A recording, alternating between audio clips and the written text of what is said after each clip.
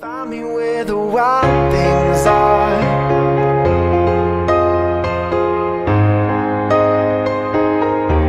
Find me where the wild things are.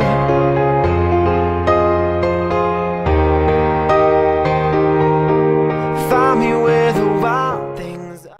So let me say right off that all of the specific amounts are going to be listed as a recipe in the description box below for easy reference.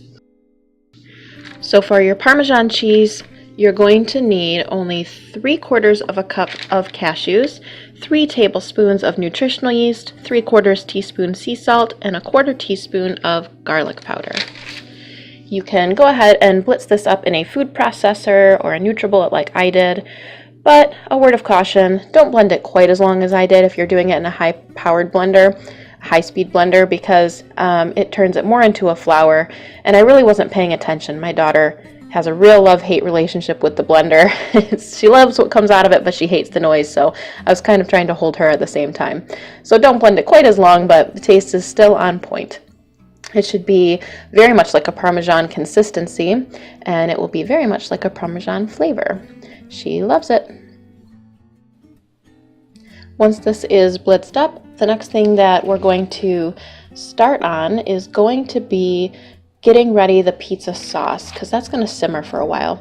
You need 2 tablespoons of extra virgin olive oil or so just for sauteing. You can also use vegetable broth or water, a 1/2 cup chopped onion, 2 medium minced garlic cloves, an 8-ounce can of tomato sauce, 6-ounce can of tomato paste, 2 tablespoons of the vegan Parmesan we just made, a teaspoon of dried basil. I used 1/4 teaspoon of dried basil and 1 leaf of fresh basil because there's a slight different taste there. I used a teaspoon of dried oregano, a 1/2 teaspoon of salt. I used 1/4 to a 1/2 teaspoon of thyme. Use this to taste because thyme is a pretty strong spice. I used a 1/2 teaspoon of xylitol. You can use nectar or you can use sugar or whatever you are more comfortable with. 1/4 teaspoon pepper, a bay leaf, 1 teaspoon of fennel seed was suggested, but I find fennel seed is real strong, so I used 1/4 teaspoon. I adjusted this away from something that I found on the Genius Kitchen website. So all I did was I started chopping all of my onions and mincing my garlic. I rolled up this bay leaf here and I gave it a good mince just because it is rather strong, and I really just wanted to infuse the fresh flavor and add it for color as well. For the fennel seed, I started by sort of hammering it down to crack open the seeds. A mortar and pestle would be really good here, but since I don't have one, I just used the broad side of my knife and then proceeded to sort of crush it with the blunt end and then mince it. That way it's sort of broken open and it can immerse the flavors a little more cleanly. So you want to set your heat to a medium-high temperature.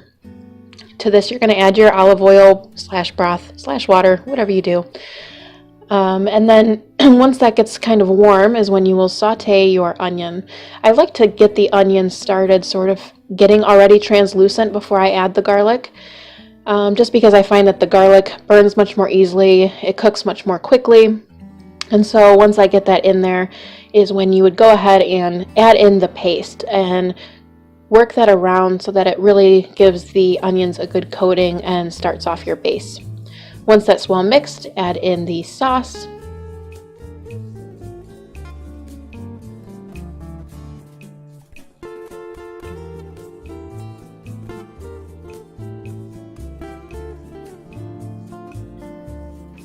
Give it a good mix, and then to this you're going to add all of your other seasonings. This includes the bay leaf as well, which we will remove later. After I got everything else in there, I added the basil last because the basil being fresh is going to cook a little easier. So once this is all well mixed, I put this down to a low simmer, and some people like to simmer their pizza sauce for a long time, several hours. Some people say 15 minutes. 20 minutes seemed pretty good to me. So the next thing we need to do is get together some almond milk. You can use soy, you can use cashew milk. You can use whatever you like. We like almond milk for this recipe, and use your toddler's help at your own risk. So I only needed a cup of this, so it's a 1-to-5 ratio. So for example, you would use 1 cup of almonds for every 5 cups of water.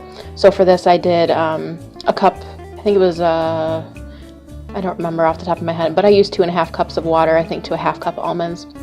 I give that a good blend, and you want to blend it for a good solid couple minutes to make sure all the nuts are crushed in there.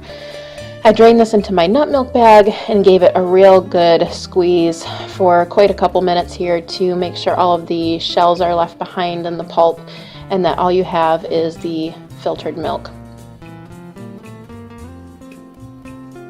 So I set aside a cup of that, and before this video was over, my darling daughter had finished off the rest of what I had made.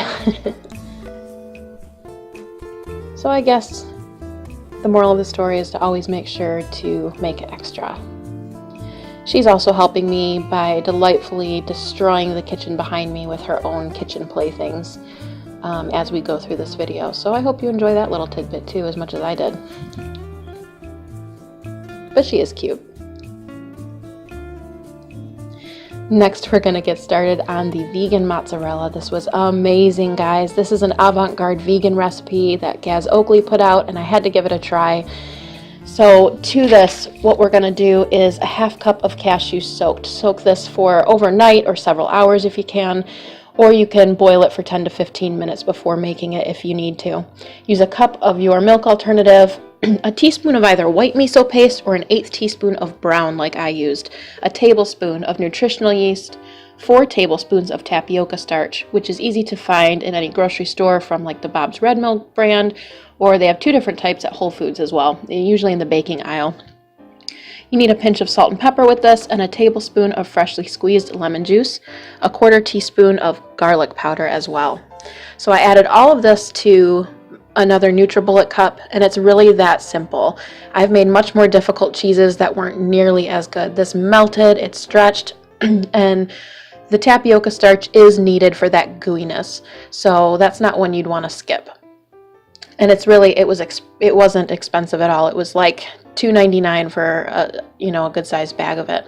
So I just added all of this. The miso paste is helpful for the that strong, like, sort of cheesy flavor, which is also what the nutritional yeast does as well. It adds that creaminess and just sort of that overtone of dairy without the dairy, I guess, so to speak. So the lemon adds the little tartness that dairy has as well. So I blitzed this up really quick, and when you are done with it, it should be quite thin, sort of watery, or almost still very much the consistency of like almond milk. And so once you do this and you get it on the saucepan is when it really creams up. It's like magic. I poured this mixture in, and I kind of brought it to a light boil. And you really just, after it hits the boil, want to turn it down to a low medium after it's boiling. And it's really important to stir this consistently, because it didn't take any time at all for the lumps to start to form. And it looks a little like it's going to go wrong when it first starts. You know, the lumps are coming almost like how scrambled eggs do, I guess. And so when you keep stirring, though, it comes together, like I said, like magic. And the next thing you know, after the lumps, it becomes this like gooey, melty, stretchy, amazing creation. And it tastes just right. It's perfect. Give this a try, guys. Don't waste any more money on Daya or any other weird lab cheeses. This stuff is so good. For the most part of what I can tell, it's good for you, and you can make it in minutes at home. So worth it. Once you're done, go ahead and set that aside after taste testing it, of course. I think it would help when you are done to get this on your pizza warm, but at the same time, Gaz suggests that setting it aside for a while helps the flavors to really marry. So with your sauce, once that's done, be sure to remove the bay leaf, spoon it in, set it aside. And I think having things cooled down helps the baking process to go easier once you do get the pizzas in, because then your vegetables have more time to really get nice and done. So I preheated my oven at this point to 425. degrees Fahrenheit, and then the mild OCD kicked in as I noticed little things happening on my little knob there. I think twice. It was kind of bugging me, but the show must go on. So next for the pizza crust, this was actually really simple. And again, this is grain-free. 2 tablespoons, oh, sorry, wrong recipe. Okay, so this makes 2 10-inch pizza crust, or you can make 1 large-sized pizza if you have like a pizza stone. 1.5 cups of cassava flour, 1 cup of arrowroot powder, also with the Bob's Red Mill stuff, 2 teaspoons of sea salt, a teaspoon of onion powder, a teaspoon of garlic powder, half cup of extra virgin olive oil, a cup of water. Start with a half a cup only when you're adding it though, and see how it comes together. 2 flax eggs, and then I also added half teaspoon of rosemary for sort of that focaccia thing. So for the flax egg though, when you prepare that, put it together with slightly less water than usual. I did 2 tablespoons of the flax meal, ground flax meal, with 5 tablespoons of water. Typically it is 1 tablespoon of flax meal to 3 tablespoons of water for a simple flax egg, but we really want a good gelatinous binding flax egg this time. So you're going to make that, mix it all together well, and you're going to throw it inside the refrigerator for 10 to 30 minutes. 30 if you can, just see how much time you have. So I started adding everything to my bowl, one at a time. Not a very exciting moment here, but you want to put all your dry ingredients together first before adding your wet.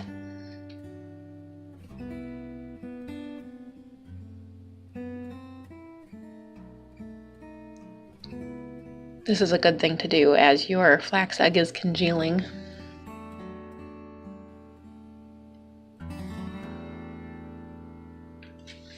This recipe was adjusted away from something I found at mommypotamus.com. It was a paleo recipe, which goes in the right direction because it's grain-free, but that typically includes eggs and some other things. And so I adjusted it and made it vegan by using the flax egg and that sort of thing.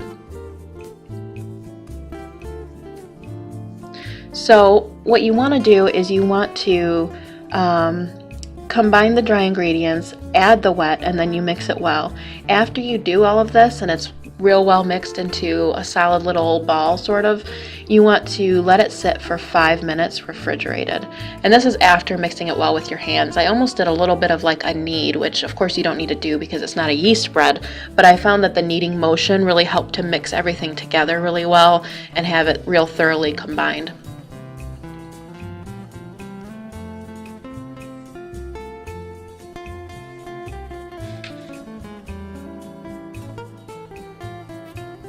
Isn't it pretty?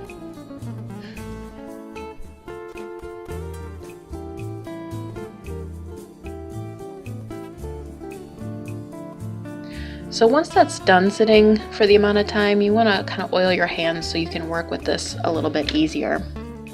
So this is the part where you divide dough in half if you have the space of, say, a sheet pan, cookie sheet. Again, if you have a pizza stone and you can make a larger pizza, or maybe you're doing this outside, then, you know, by all means combine it, make 1 large pizza. It makes life easier for sure. But this is also, you know, when you're doing a freezer pizza, you could split it, you could quadruple this recipe and split it into 8 mini pizzas, you know, that kind of thing. So originally the suggestion here for this pizza crust was to roll it between 2 slices of parchment paper, which I'm showing you here because I did try. However, I found that I had much more control over the shape of the pizza I was doing by just using the parchment on the bottom and rolling it straight on top with the pin. Spend more time than I did here by making sure that the outside does not thin out anywhere, the crust part. You want it to be as thick as in the middle, or else you'll get burns. Again, this is grain-free, and like anything else, even a regular flour, you have to be careful. So make sure it's as thick as the center, and try and do better than I did at keeping the edges sort of rounded out without little bits crusted off, because those will kind of char a little bit, but I was a little bit in a rush at this point. So it's a good time to chop your veggies while you par bake this. You want to par bake it for 12 to 15 minutes at 425. You can poke a few holes in the middle to let it aerate a bit. So while that's par baking, I chopped mushrooms, I sliced olives, some more fresh basil, some pepperoncinis, mushrooms, red onion, I can't remember everything, but lots of good stuff. You want to take it out from par baking when you have those little air bubbles there, and that is when you apply your pizza sauce. So of course I just left a little bit of room at the edges where the crust would be and gave it a good, relatively thin coating. I'm not too big on pizza sauce, but you know, this is a really good pizza sauce, so why not, right? So what I did for the cheese, once that was sitting, I put it inside a little baggie. I know it's plastic, not ideal, but I wanted to pipe this, and so I cut off the tip of the bag and did just like Gaz Oakley did, because it is really gooey to work with. You could spoon it if you wanted, but you'd still end up having to use your fingers, which I did eventually do anyway. So I went ahead and piped this into little sections on the pizza, and it does, you know, kind of melt out a little bit, and so, you know, I just put it sort of in designated spots.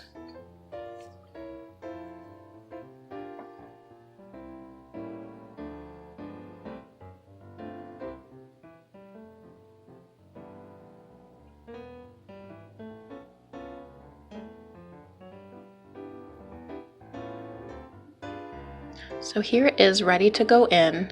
Oh yeah, green pepper, all that good stuff. I know I couldn't remember some of it, but it's all on there now. These were perfect toppings for this pizza. It was amazing. So this is it when it comes out. You see a little bit of brown on the top. You can stick it under the broiler as well to get that like golden brown on top of the cheese if you want. I didn't do that at this point, but I drizzle a little balsamic on mine. Guys, this was to die for. You know, I mean, this pizza crust was dense in a good way. Like, I expected it to be flimsy and everything just kind of fall off. I didn't have high hopes, but really it was perfect. I really hope you guys enjoy this as much as I did. Everything tasted so fresh. It's so worth making it at home, and I know it's a lot of work, but I mean, when else can you have a pizza you feel good about, right? Such good ingredients. And please comment down below. Let me know if you like this. It's a great time for me to ask you to please subscribe, like this video if you enjoyed it, share it, remind yourself to give it a try, and let me know by all means if you do. Thanks so much for watching. I really hope you enjoyed this as much as we did. Find me where the wild things